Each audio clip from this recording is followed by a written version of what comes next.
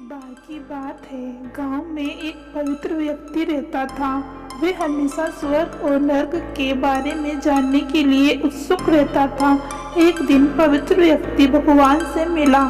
जब वह भगवान से मिला तो उसने पूछा, प्रभु, क्या आप मुझे बता सकते हैं कि स्वर्ग और नर्क कैसा है? भगवान मुस्कुराए और उसे दूसरी दुनिया में ले गए। वहाँ वे दो दरवाजों के सामने खड़े थे। भगवान ने उसे जाने के लिए कहा और प्रत्येक दरवाजे के अंदर खुद जाकर देखने के लिए कहा। पवित्र व्यक्ति ने जाकर पहला दरवाजा खोला। वहां उसने एक बड़ी गोल मेज देखी जिसके चारों ओर लोग बैठे थे। मेज के बीच में स्वादिष्ट सूप का एक बड़ा बर्तन रखा गया था। वहां बैठे सभी लोगों के हाथों में बहुत लंबे चम्मच थे।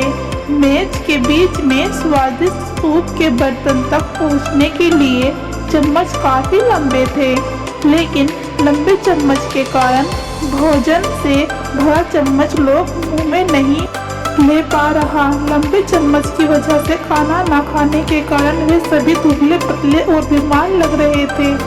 वहाँ के लोग बहुत दुखी थे। वहाँ पीड़ित लोगों के दुख को देखकर पवित्र व्यक्ति कांप उठा।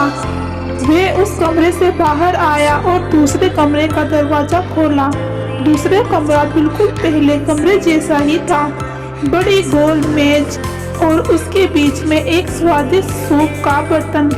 वह बैठे सभी लोग के हाथों में लंबे चम्मच था, लेकिन यहाँ के लोग स्वस्थ थे। वे एक दूसरे से बातें कर रहे थे और खाना खा रहे थे। पवित्र व्यक्ति ये देखकर प्रसन्न हुआ और उस कमरे से बाहर आ गया।